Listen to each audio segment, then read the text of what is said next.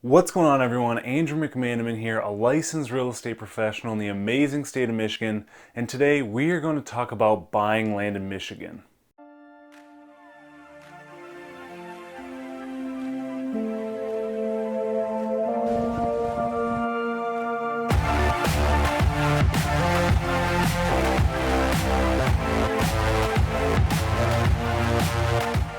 Hey everyone, welcome back to my YouTube channel. If you haven't already, hit the subscribe button, hit the little bell so you're notified every week when I come out with a video, and don't forget to give it a thumbs up.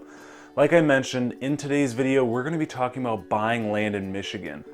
There are so many resources out there that say that buying land is just the easiest thing ever, from finding it, to financing it, to putting in the paperwork, and enjoy. As amazing as that sounds, that's a little bit far from the truth, because you need to ask these essential questions. 1. Has the land been surveyed recently? 2. Are there any utilities available? 3. Are there any environmental issues that you need to be aware of? 4. Where is the access to the property? 5. Are there any restrictions or easements, such as a road going right through your property where people can go to and from their property? And 6. Something I always like to ask is, why is the seller selling? Well, let's go over question 1 real quick. Has it been surveyed recently? A lot of people will purchase land thinking they know exactly where the property lines are because the posts and the ribbon are there, but then they come to find out that those actually aren't the real property lines. There's a couple things that you can do to avoid this issue. 1, you can invest into a stake survey during the inspection period. And 2, if you find pins on the property corners that are typically rebar that have a stamp on top with numbers, you can match that to the plat map to see if those are the true property lines. The first thing that people do when they buy land or when they're walking it and thinking about buying it is where they want the home, if they're thinking about putting a home on there, or maybe even an outbuilding. They'll think, oh, I'll put the home here, I'll put the shed here, the pool here. But it's crucial to understand where the utilities are, because the farther away you are from them, the more expensive it is for you.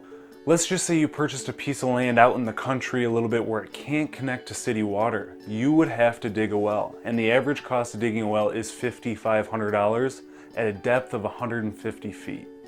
A question you may be asking is, how can you understand the depth of the well that you need without actually starting the project? And you can actually go to the water department and see the well depths in the area to give yourself a better estimate, just to understand how much you're going to cost and how you can budget for that. Another expense you might find yourself having is, if you can't connect to the city sewer, you will have to get a septic. And an average cost for a septic is $3,000 to $10,000, depending on obviously your home size and what the land offers, the ground, etc. But if you need an engineered septic, and that's if you have limited space, you have groundwater issues, you have drainage issues, that could be over $15,000. So just make sure that you understand these expenses before you get into purchasing the land. So let's just say, for example, you purchased a piece of land that was less than a quarter acre, and you needed a septic and you needed a well, because you couldn't connect to the city sewer and you couldn't connect to the city water. What you would need to do is figure out the placement of the septic and the placement of the well, because the well and septic have to be 50 feet apart minimum, and the septic has to be 10 feet from the home. And then you can figure out where you can put your home.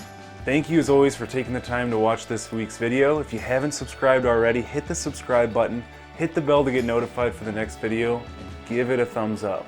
I'll see you on next week's video.